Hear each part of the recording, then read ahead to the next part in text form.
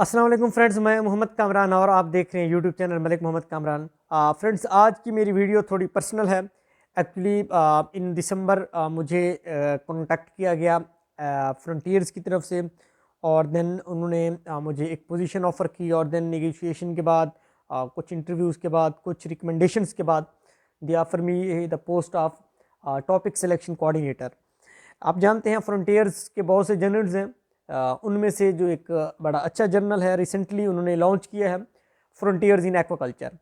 Frontier इन aquaculture में मुझे topic coordinator के तौर पर मैंने उनको ज्वाइन किया है, उनकी टीम को। अब उसमें इस तरह से है कि क्योंकि उनको उनका एक क्राइटेरिया है, उनको एक यंग एनर्जेटिक और एक अर्ली स्टेज रिसर्चर चाहिए था लाइक मी, और जिसका अच्छी पब्लिकेशंस हो, इम्पैक्ट फैक्टर हो, साइटेशंस हो, और वो एक्वाकल्चर के अंदर हो। तो as you know that I have more than 12 publications, near about 30 impact factor and near about 100 citation. So फिर उन्होंने एक सेक्शन लॉन्च करना था हेल्थ एंड डिजीज़ से रिलेटेड, और देन उसमें हमने एक जो है इशू में जो स्पेशल इशू होता है उसको लॉन्च किया। उसमें जो है functional feed in aquaculture, feed additives in aquaculture, current trends. अब जो फंक्शनल फीड एडिटिव्स इन एक्वाकल्चर की अगर हम बात करें तो उसमें नैनो पार्टिकल्स भी आते हैं, प्रोबायोटिक्स आते हैं, प्रीबायोटिक्स आते हैं, प्लांट एक्सट्रैक्ट भी आते हैं, या जो भी चीज़ जो हम फीड एडिटिव फीड के अंदर ऐड करें, और देन फिश की ग्रोथ, इम्यूनिटी, उसकी डिजीज़ रेजिस्टेंस को इन्हांस करें, उसके बारे में वो पब्लिश करेगा। अब थोड़ा सा मैं आपको थोड़ा बैकग्राउंड बताऊं कि रिसर्च टॉपिक कोऑर्डिनेटर का जो है होता क्या है, उनका काम क्या होता है। बेसिकली जो फ्रंटियर्स के जर्नल्स हैं ये एक इशू लॉन्च करती हैं। इनका जो बेसिक एम होता है वो एक टारगेट करना होता है करंट ट्रेंड्स को। फॉर एग्जांपल इस टाइम एक्वाकल्चर इंडस्ट्री को क्या ज़रूरत है।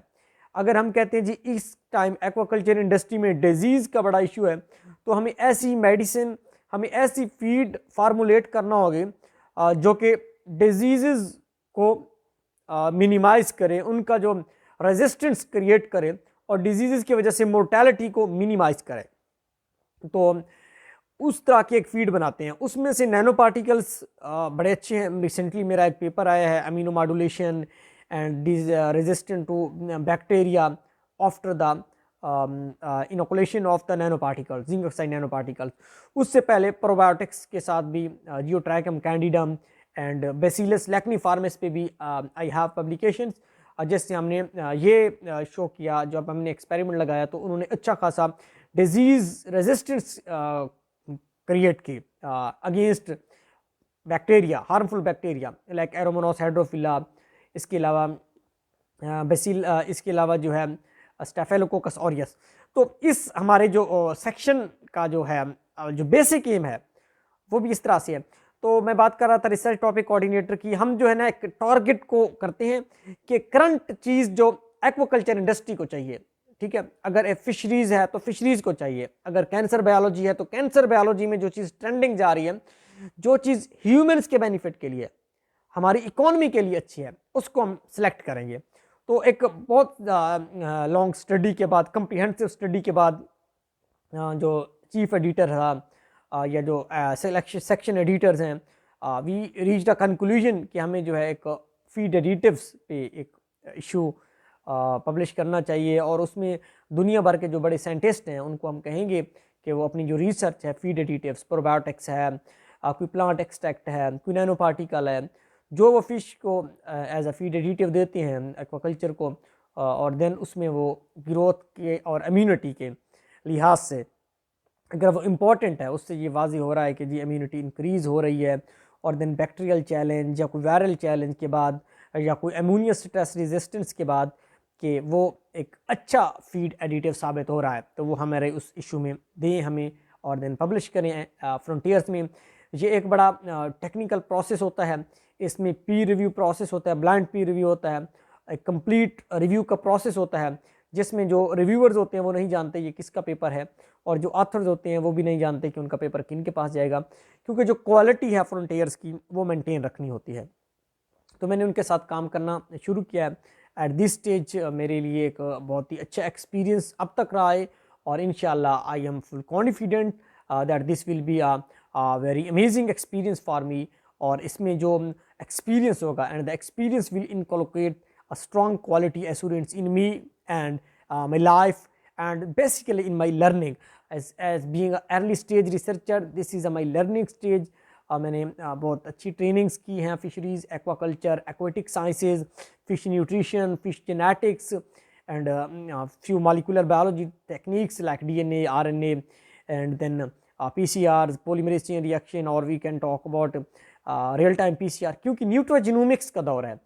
जब हमारे जो इशू में भी हमने यही चीज़ फोकस किया है कि अगर आपने कोई चीज़ फीड एडिटिव दिया है और वो उसके इम्यून के टेस्ट, चैलेंज टेस्ट में अच्छा साबित हो रहा है, देन आपको इम्यून रिलेटेड जीन्स लाइक हेप्साइडिन है, ट्रांसफेरिन है, इसके अलावा NIK natural killer enhancing factor NEKF है, अगर तो इसको भी टारगेट करना चाहिए, इनका एक्सप्रेशन भी चेक करना चाहिए क्योंकि आप जब रियल टाइम PCR में किसी चीज़ को ऑब्जर्व करते हैं तो वो आपको ज़्यादा अच्छा पता चल जाता है कि इनका जीन्स पे क्या असर हो रहा है, इस जो है हम जो एडिटिव दे रहे हैं उसका जीन्स पे क्या असर हो रहा है।